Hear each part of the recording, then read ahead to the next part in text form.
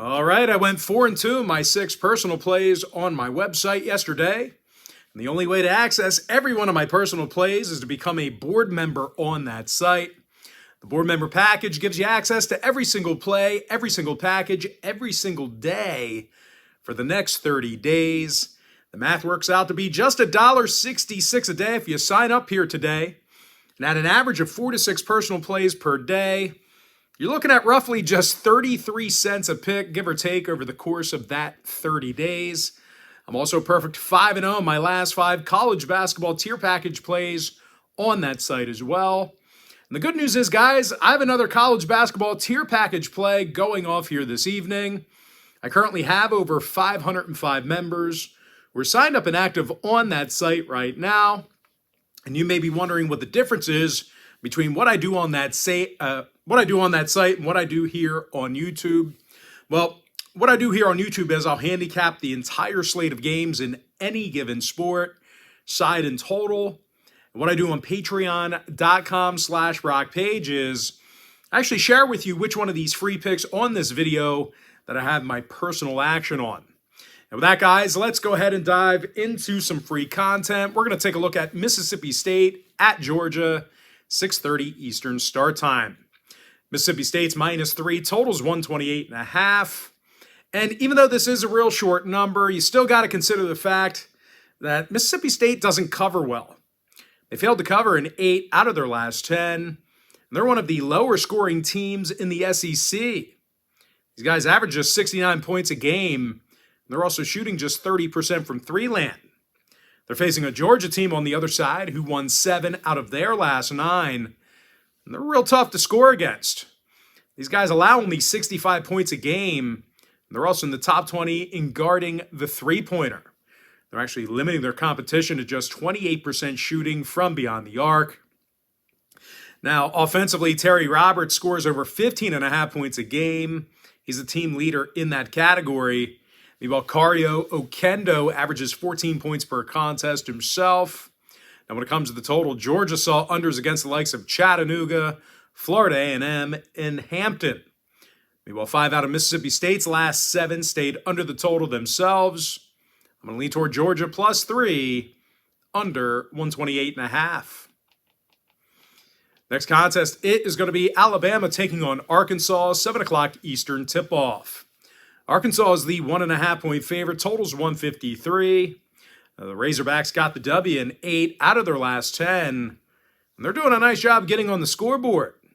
They're making just about 48% of their field goals. And they're also averaging over 76 points a game. Ricky Council, the 4th, averages over 18 points a night, along with 3 rebounds, couple assists. Meanwhile, Anthony Black averages 12.5 points a game himself. They're facing a Bama squad who's struggled covering the point spread. These guys failed to cover in 6 out of their last 10 ball games. Now, the Crimson Tide also gives up 70 points a game, and they rank amongst the bottom half of the SEC in defensive boards per contest. Now, injury-wise, Nick Smith still out for Arkansas, Burnett out for the Tide. When it comes to the total, Bama saw 5 out of their last 9 get over the line, throwing out that Kentucky game. Meanwhile, Arkansas saw overs against the likes of Oklahoma, San Jose State, and San Diego State. Give me Arkansas -1.5, over 153. Next contest, it is going to be Indiana at Penn State, 7 o'clock Bryce Jordan Center. Penn State's -2.5 at home, totals 142 and a hook. And despite how short this number is, you can't deny the fact that Penn State has struggled to cover. They failed to cover in 7 out of their last 10. And they do a bad job of rebounding the basketball. Penn State's towards the bottom of the barrel in the Big Ten in defensive boards per contest. They're facing an Indy team who scores 81 points a game. They also rank in the top 5 in shooting from the field. Trace Jackson Davis, he's making nearly 60% of his field goals. He's also averaging a team-high 17 points a night. Meanwhile, Jalen Hood-Schifino scores 13 points a game himself. He's also drilling over 47% of his 3 balls, certainly a deep ball threat. Now, injury-wise, Thompson and Johnson are still out for the Hoosiers. Dorsey questionable for Penn State. When it comes to the total, Penn State saw their last 3 straight get over the number. 6-3 to the over in their last 9. Meanwhile, Indy saw 6 out of their last 9 get over the total themselves.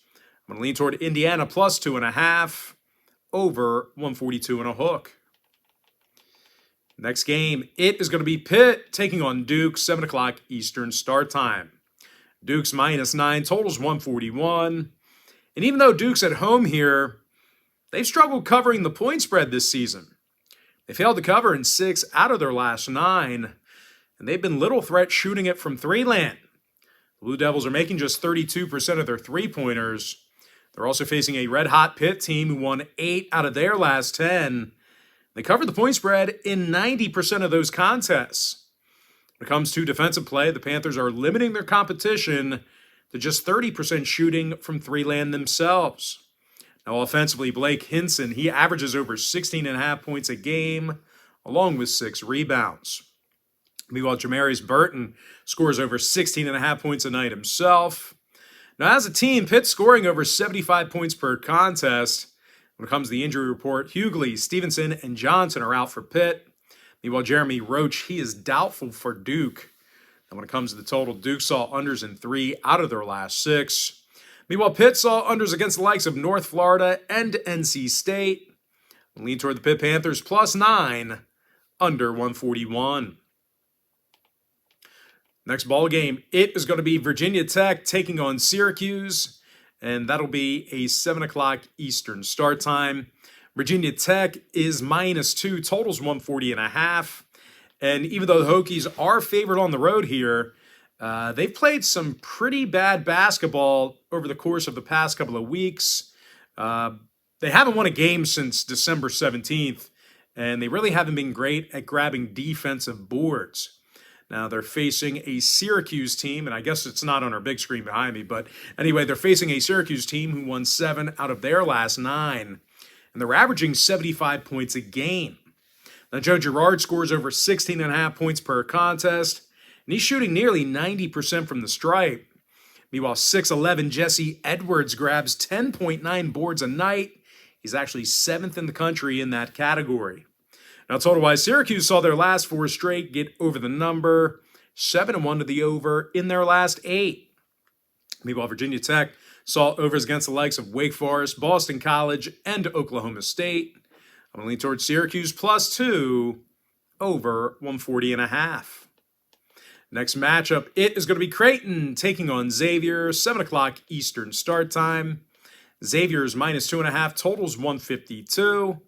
Now, the Blue Jays are in the top 3 in the country in field goal percentage, top 5 in shooting the 3 ball as well.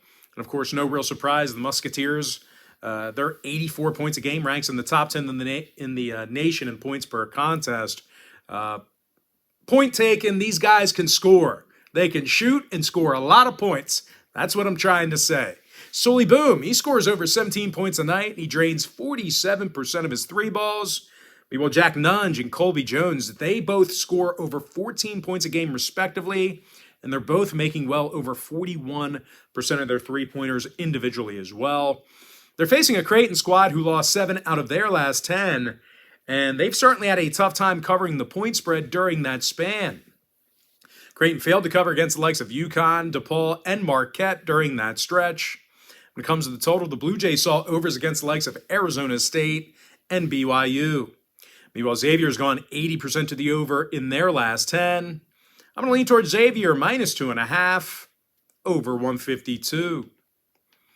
Next contest, it is going to be UConn taking on Marquette, and that'll be a 7 o'clock Eastern start time. UConn's the 2-point favorite, totals 147. Now, the Huskies should take care of business here tonight on the road. They're allowing just 61 points a game, and they're limiting their competition to only 38% shooting from the field. Now, when it comes to defending the three-pointer, well, UConn's in the top 10 in the country in that category as well. And, of course, when it comes to offensive production, Adama Sanogo scores a team-high 17 points a night. Now, teammate Jordan Hawkins, he averages over 14 points a night himself. He's draining nearly 40% of his three-pointers.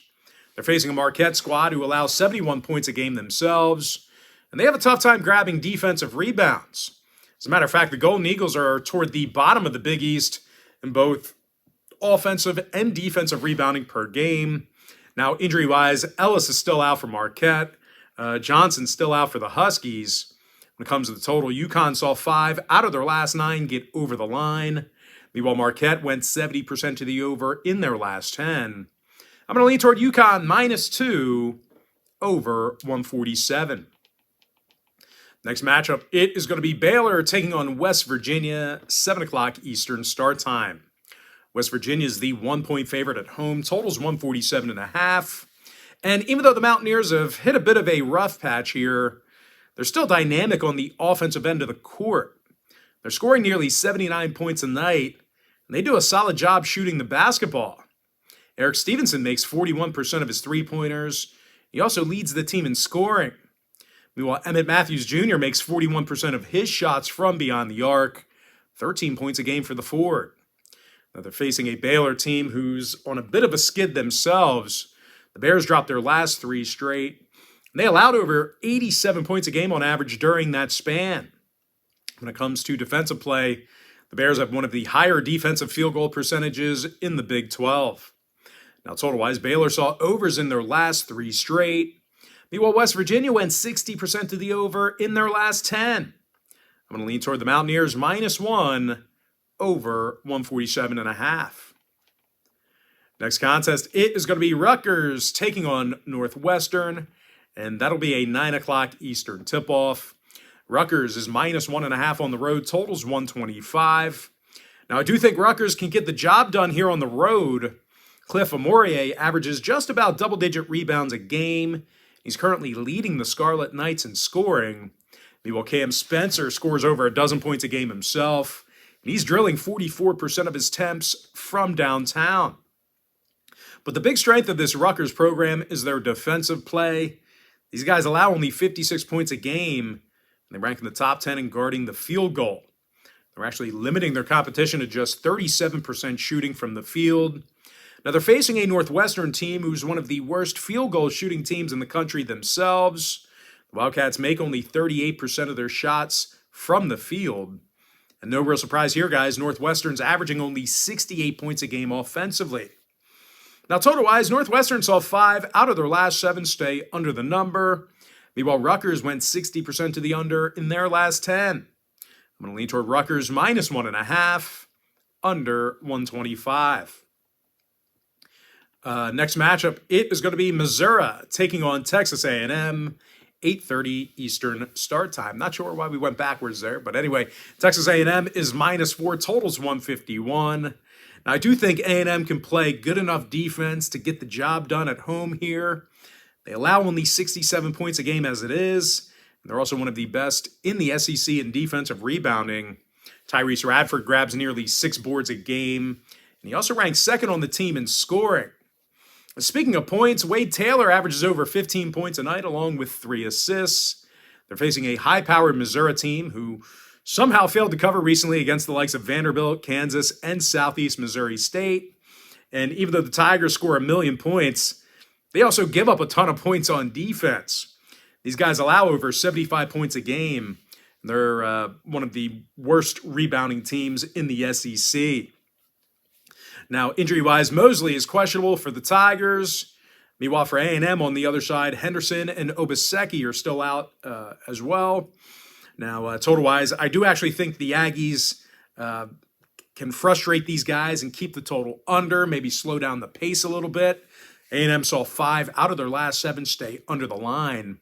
Meanwhile, Missouri saw unders against the likes of Arkansas, UCF, and Coastal Carolina. I'm going to lean toward Texas A&M -4, under 151. Next contest, it is going to be Florida State taking on Wake Forest, 9 o'clock Eastern start time. Wake Forest is -8.5, totals 149 and a hook. Now, I do like the Deacs to get the job done at home here. They're scoring over 76 points a game. They do a nice job of shooting the basketball. Ty Appleby's scoring a team-high 17 points a game. He's also drilling 46% of his three-pointers. Meanwhile, Damari Monsanto averages over 11.5 points a night himself. He's also making nearly 40% of his three-pointers as well. Now they're facing a Florida State team who's struggled a bit on defense. These guys are allowing nearly 74 points a night. They're also one of the worst rebounding teams in the ACC on both ends of the court. Now, total-wise, the Noles did see 3 out of their last 4 get over the number. Meanwhile, Wake Forest went 70% to the over in their last 10. I'm going to lean toward Wake Forest, minus 8.5, over 149 and a hook. And with that, guys, we're going to jump into our next and final matchup for the video. And, of course, it's the one we're all waiting for. We're all looking at here. It is TCU taking on Texas, 9 o'clock Eastern start time. The Texas Longhorns are minus 6, totals 144. And even though this number is a little uncomfortable, I do think the Longhorns can get the job done at home. They're averaging over 82 points a game. They're also in the top 25 in shooting from the field. Marcus Carr averages a team-high 17 points a game, and he's making 44% of his shots from beyond the arc. Meanwhile, Tyrese Hunter is scoring nearly a dozen points a game himself. They're facing a TCU team on the other side who certainly had their issues grabbing defensive boards at times. When it comes to offensive production, the Horned Frogs are certainly no threat shooting the long ball. These guys are making just 29% of their three-point shots. Now, total-wise, TCU went 6-3 to the over in their last 9. Meanwhile, Texas saw 7 out of their last 9 get over the line themselves. I'm going to lean toward Texas, minus 6, over 144. And with that, guys, we're going to go ahead and jump into our quick pick recap. Give me UMass Lowell, minus 1, over 135.5. American University, plus 2, under 138. Georgia Bulldogs, plus 3, under 128.5. I'm 5-0. My last 5 college basketball tier package plays on my website. And the good news is there's another college basketball tier package play going off here this evening. You do not want to miss that. Give me High Point, plus 1.5, over 153. South Carolina Upstate, minus 1.5, under 132. Arkansas, minus 1.5, over 153. Winthrop, minus 1.5, over 138 and a hook. UNC Greensboro, minus 9, over 136. St. Bonaventure, plus 2, under 133. Furman, minus 5, over 140.5. Western Carolina, plus 10, over 142. Davidson, minus 2.5, under 135. East Tennessee State, minus 1.5, under 138. College of Charleston, minus 3, over 146. UMass Minutemen, minus 8, over 146. I also like NCAT, minus 2, under 143. Give me Hampton, plus 8, under 137.5. Towson, minus 2, under 131. Hofstra, minus 18, under 140.5. Duquesne, minus 2, under 144. Indiana Hoosiers, plus 2.5, over 142 and a hook. Presbyterian, plus 7, over 125. Syracuse, plus 2, over 140.5. Pitt Panthers, plus 9, under 141. Miami Hurricanes, minus 10, over 139.5. Boston University, plus 11, over 144 and a hook. Bucknell, minus 7, under 133. University of Maine, minus 3, under 130.5. New Jersey Institute of Technology, NJIT, minus 1, under 137. Bryant University, minus 11, over 153. Xavier, minus 2.5, over 152. Navy Midshipmen, minus 5, under 129. UConn, minus 2, over 147. Lehigh, minus 4, under 138. Indiana State, minus 4, over 134. West Virginia, minus 1, over 147.5. UCF, minus 2, under 138. Florida Atlantic, FAU, minus 9, over 146. UT Rio Grande, plus 7, over 150.5. St. Louis Billikens, minus 7, over 143. Samford with an M, minus 3, over 139. Bradley, minus 19, under 128.5. Tulane, minus 4, over 150. Houston, minus 23, under 130. Tarleton State, minus 9, under 133. Rice University, plus 2, over 146.5. Louisiana Tech, plus 10, over 122. Missouri State -3 over 127.5. Texas A&M -4 under 151. Rutgers -1.5 under 125. Clemson -16 over 136.5. Wake Forest -8.5 over 149 and a hook. UTSA, that's Texas San Antonio +11 over 132. Western Kentucky -10.5 over 150 and a hook. Texas Longhorns -6 over 144. East Carolina +11 over 140. Cal State Fullerton +9.5 under 136. UC Riverside -2 under 129.5. UC Santa Barbara -8 over 122. UC Davis -7 under 139. Utah Valley -1 over 135. UNLV -1 under 136. With my next and final free pick, I'm going to lean toward the Cal Golden Bears +14 under 126. And with that, guys, that's going to do it for me. Don't forget to check me out on my website at patreon.com/BrockPage. Now, if you guys do end up getting that college basketball package today, just keep in mind you're going to get access to that membership for the next 30 days. And as an added bonus, guys, you're also going to get access to all of my cheaper memberships absolutely free. They're going to be included with your purchase. But most importantly, guys, got to thank you for joining me right here on YouTube. Really hope you enjoyed all this great free content, all this great free information. And with that said, guys, happy Wednesday to you. Happy hump day to you. And I look forward to seeing you later on today on my website at patreon.com/BrockPage.